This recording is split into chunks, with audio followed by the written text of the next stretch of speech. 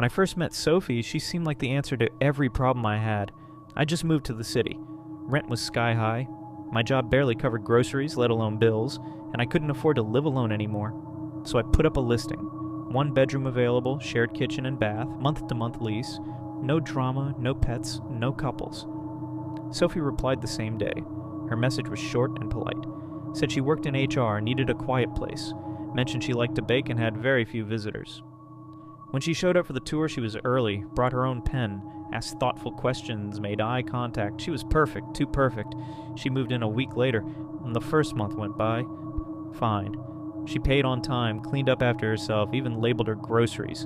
She smiled every morning, said things like, "Don't work too hard," and "Did you sleep okay?" It should have been comforting. But something about it felt rehearsed. I brushed it off. Maybe I was just used to chaos. My last roommate played drums at 2 a.m. and stole my shampoo. But Sophie made peppermint tea and folded her towels into thirds. Then one evening I came home and saw her standing in the hallway, not doing anything, just standing. Her door was wide open behind her, no music, no lights, no phone in her hand. She flinched when I greeted her, said she thought she heard something in the wall. I nodded and laughed it off. But later that night, I noticed she'd pushed her dresser in front of her bedroom door. The next morning, it was back in place. I never asked.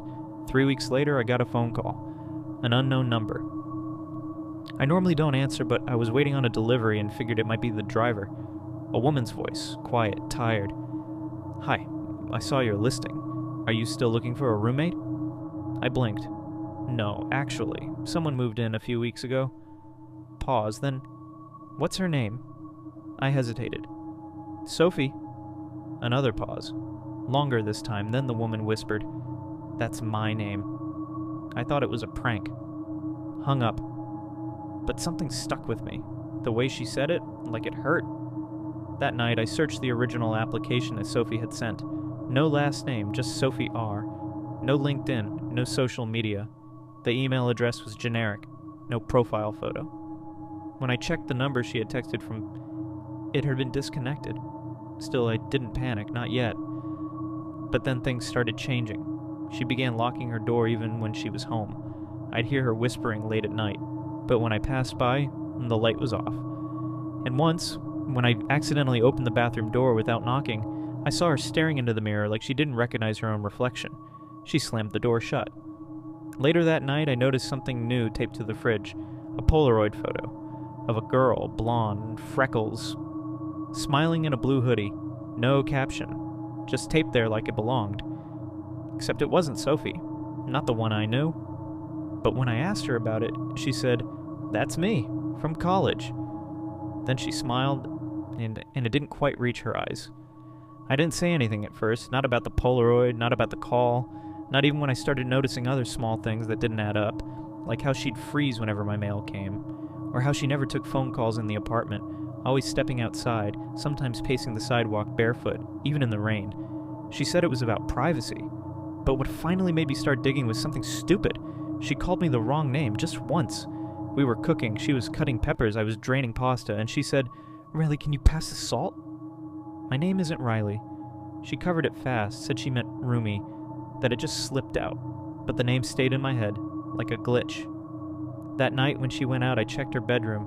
I wasn't proud of it, but I was scared. And curiosity and fear together. They'll make you do things you don't think you're capable of. Her room was spotless, like hotel room clean. No trash, no clutter, no photos. Just a single backpack in the closet and a small wooden box on the nightstand. Inside the box, a driver's license. But the name wasn't Sophie. It said Isabel Knox, a pill bottle. The label was worn, but the name matched the license. A locket snapped shut, and a note, handwritten, torn at the edges. It read, "Stop pretending she knows." I nearly dropped it. The next morning she acted like nothing happened. Said she was heading to the market. Asked if I wanted anything. I said no, and watched her walk away through the peephole like my life depended on it. I copied down the name from the license, Isabel Knox, and looked it up. Nothing. No social media, no LinkedIn, no Facebook. Just an obituary from 2 years ago. A girl in Oregon died in a boating accident. She even looked like her. Same chin, same eyes, same slightly too wide smile. But Isabel Knox was dead, which meant whoever was living in my apartment wasn't her either. not Sophie, not Isabel. No one. That night I heard her crying through the wall. It started as a whimper, then sobs. I stood in the hallway, unsure if I should knock. Then I heard her whisper something. I didn't mean to. I didn't mean to. I didn't mean to. Over and over. Then it stopped. Sudden, final, like a tape cut off. I didn't sleep, didn't eat the next day either. I called my sister, told her I might come and stay the weekend. And that's when the second call came. A new number, another woman. She said, "Hi, sorry, this might be weird, but did you respond to a roommate I had a few months ago on Reddit?" I froze. "Yes," I said. "Why? Did you end up living with her?" My stomach dropped. "She ghosted me after the lease was signed," the woman said. "Stopped replying to everything. I reported it to Reddit mods, but the account disappeared. I don't know. I keep thinking something felt off. Her name was Sophie. She had this weird smile." I hung up. That night I went back into her room. I know, I shouldn't have, but I needed something solid. Something I could take to the police if this went south. I opened the nightstand again. The wooden box was gone. Instead, inside the drawer, there was something else. A photo. Of me, sleeping. It was printed on glossy paper, slightly grainy, like it was taken from a phone in low light. I stared at it for almost a minute, like I was trying to force it to make sense. I checked my bedroom. The window was locked. The door had been locked. The photo was recent. I heard the front door open. She was home. I tucked the photo into my hoodie, closed the drawer, walked back into the hallway like I'd just come from the bathroom. She smiled at me. "Everything okay?" she asked. Her tone was bright, but her eyes didn't blink. I didn't sleep that night. Not with that photo in my hoodie. Not after seeing her smile like nothing was wrong. Not with that voice in my head saying you need to leave on a loop. She made tea around midnight. I heard the kettle hiss. Heard her humming, low and off-key. I didn't open my door. I watched her shadow pass by the crack underneath. Once. Then again. Then it stopped. And just stayed there. Like she was waiting for me to come out. Eventually I turned on a podcast. Something soft, normal, just to drown out the silence. And finally, around 3 a.m., I heard her walk back to her room. The next morning, she acted like she hadn't spent an hour standing outside my door. She made pancakes. "I put blueberries in them," she said. "Your favorite, right?" I didn't answer. Instead, I made an excuse. Told her I had to meet someone for brunch. She tilted her head at me, smiled, then said, "That's okay. I'll save you a plate, in case you come home hungry." Home. I left the apartment with my phone, wallet, and the photo. Nothing else. At the cafe down the street, I opened my laptop and did something I should have done the first week we moved in together. Then I reverse image searched her face. Nothing came up at first. Then a hit from a missing persons forum in Arizona. The headline, "Have you seen her? Missing since 2019. The name wasn't Sophie, wasn't Isabel. It was Rachel Camden. There were more photos and comments. She stole my sister's identity. She lived with me in Portland and disappeared after I confronted her. She's not dangerous, until she is. There were threads, too. Reddit, Tumblr, private Facebook groups, post after post, all the same story. Friendly girl, new name, clean apartment, quiet demeanor, then lies, missing items, photos, and in one case, a fire. They never found her. Until now. I took everything to the police, the photo, the posts, the obituary. At first they were cautious, said they needed more, that she hadn't technically done anything illegal. But when I mentioned the multiple aliases, the stolen identities, the missing women, they started taking it seriously. They pulled records. My building had no lease on file under her name. The security deposit had been paid in cash. No ID ever scanned. And the number she used when we first connected? A burner. Detectives came to the apartment later that afternoon. She was gone, left behind 2 boxes of my things, my toothbrush, snapped in half, and a printed photo of the two of us taped to the fridge. It was the selfie we took the day I moved in. On the back, in red ink, she'd written, "You were the easiest." It's been 7 months. The police are still investigating. No new leads, no sightings. I've moved cities, changed jobs. I sleep with my door locked now, always. Sometimes I check the peephole 5-6 times a night, because she's still out there. And every time I pass a stranger on the street with dark hair and a soft smile, I wonder if it's her, if she's already found someone else, someone new, someone easy, because now I know the truth. I wasn't her first, I just hope I was her last.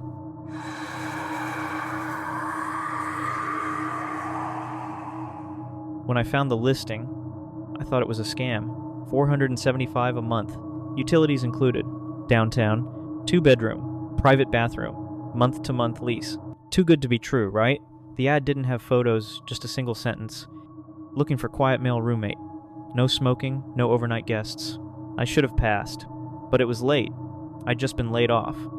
My savings were circling the drain, and every other listing in the city felt like a sick joke. So I messaged him. His name was Adam, late 20s. Said he worked remote, didn't go out much. The apartment was in an old brick building near the university clean stairwell. Coded entry, dead quiet. He opened the door before I even knocked. Tall, pale, heavy bags under his eyes. Not unfriendly, just vacant. Like he hadn't slept in weeks. Room's down the hall, he said. You can look if you want. The space was fine. Small but neat. The window looked out over the street. The bed frame was metal.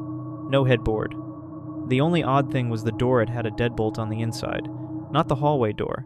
Just the bedroom. You added this yourself? I asked. He nodded. Helps me sleep better.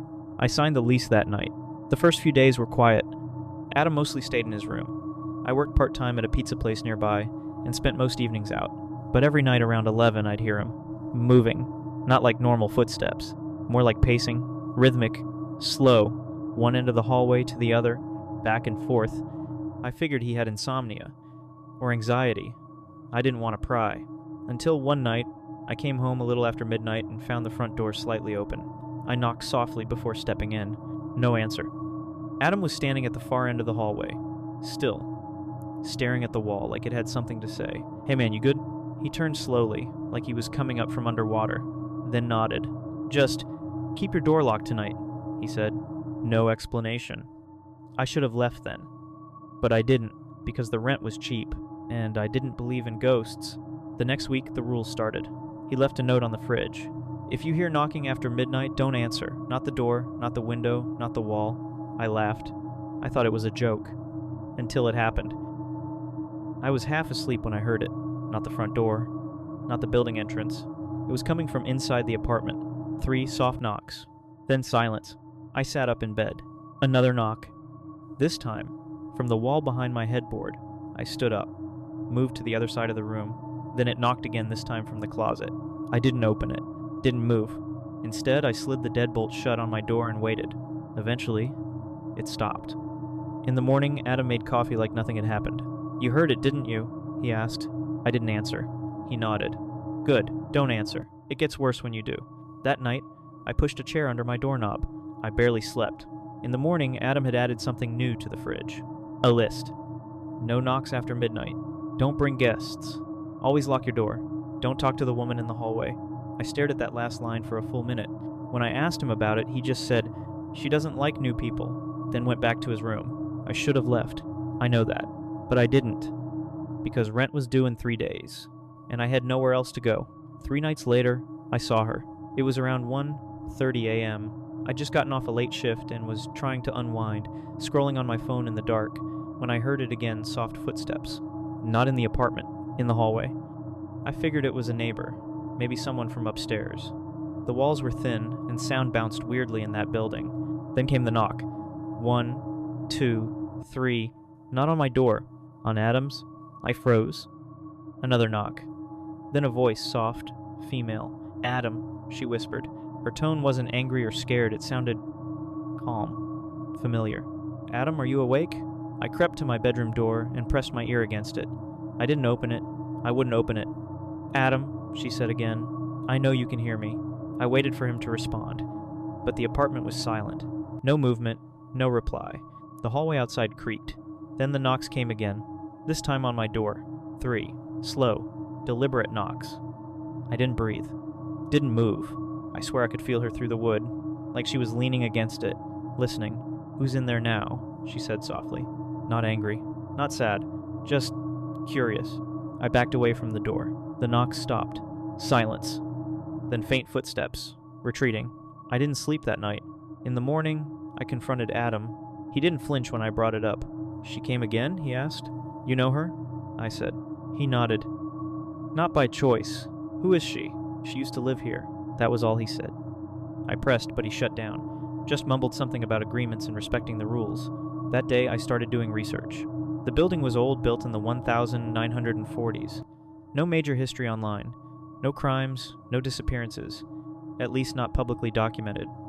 I did find a Reddit post, though, buried in a 5-year-old thread about creepy landlords. User: disappearing activity 2. Lived in that building on 5th and Monroe for 6 months. Cheap rent. Strange roommate. One night I heard a woman crying in the hallway. Tried to help. Moved out the next week. Couldn't sleep after that. I messaged the user. No reply. That night, the knocking started earlier. 11:45. Adam wasn't home. I hadn't seen him since morning. This time, I heard whispering. Not from the hallway. From inside the apartment. It sounded like someone was in the kitchen. I grabbed the heaviest thing I could find, my desk lamp, and crept toward the door. No knocking. No footsteps. Just whispering. Why'd he leave you alone? You shouldn't be here. You don't belong. Then silence. I opened the door a crack. The apartment was dark. No lights. No movement. But there, just at the end of the hall, I saw her. Standing still. Her head slightly tilted. Long hair. Wearing something that looked like an old housecoat. Too long. Faded blue. She didn't move. Didn't blink. Didn't even seem to breathe. I shut the door. Locked it. Wedged the chair back under the knob. And waited. At 3:06 a.m. Adam came home. I heard the front door creak. Heard his key hit the dish by the counter. Then he knocked on my door. Just once. "It's me," he said. "You saw her, didn't you?" I didn't answer. "She won't hurt you if you follow the rules." I said nothing. "She's just lonely." I didn't sleep that night either. The next morning, the rules on the fridge had changed again. Someone had added a new line handwritten in neat block letters. "Don't speak to her." Underneath it, another note. Smaller. "If she talks to you, pretend you're asleep." The next day, Adam didn't speak to me. Not in the kitchen, not in the hallway, not even when we crossed paths in the entryway. He just nodded once, quietly, like he was acknowledging something we both now knew but wouldn't say out loud. I spent the day packing. I told myself I'd move out by the weekend, that I'd crash with a friend, that I'd figure it out, but the truth was I had nowhere to go. My rent had already cleared. I was broke until payday, so I stayed. One more night. I went to bed early, locked the door, and pushed the dresser in front of it this time, just in case. The apartment was silent for hours. Then, sometime after 2 a.m., the light in my room flickered. Not a power outage, just my light, like a surge. Then the bulb popped and went dark. And I heard her again, not knocking, not whispering, just breathing. From the other side of the door, shallow, steady, right there. I held my breath. The knob turned slightly. Not all the way, just enough to test the lock. Then silence. I stayed awake until sunrise. When I got up, Adam was gone, but the door to his room, wide open. It had never been opened before. I peeked in. Nothing unusual at first. A bed, a small dresser, a desk, but it felt off, like no one had actually lived in there for a long time. The bed was made, the desk was clean, no clutter, no laundry. And then I noticed the closet. It had a padlock on the outside. Big, rusted, heavy, but the latch was broken, hanging slightly ajar. I opened it. Inside nothing, just dust, and a folded wool blanket. Except when I looked closer, I saw it. A small trapdoor in the floor, rough wood, no handle, just a rope loop sticking out. I pulled it. A musty smell rose up instantly. Old wood, mold, and something else. Beneath the floor, stairs, descending into darkness. My phone flashlight barely reached the bottom. I couldn't see where they led. I hesitated, but then something made me step back. A sound. A voice so faint, I almost thought I imagined it. It came from below. "Please, don't shut the door." I dropped the trapdoor and stumbled out of the room. I waited in the living room until Adam returned around 9 a.m. He walked in like nothing had happened, set his keys down, opened the fridge. I couldn't hold it in. "What the hell is under your room?" He froze, then slowly turned to face me. "There's a reason the rent is cheap," he said. His face was unreadable. Empty. Like this conversation was as routine as coffee. "I never go down there," he added. "I don't open it." "Who's she?" I asked. He didn't blink. "Someone who was never supposed to stay, but did." "She's not alive, is she?" He didn't answer that. He just looked down at the floor for a long time, then said, "It's not about being alive. It's about being remembered." I left that day. Didn't wait for payday. Didn't care about the deposit. I packed only what I could carry. Called a classmate I barely knew and begged for a couch to crash on. The landlord never returned my calls. I checked the Craigslist ad the next week. It was gone, but a new one had replaced it. Room for rent, clean, quiet, meals optional, female tenant preferred, different name, same phrasing, same building, same unit.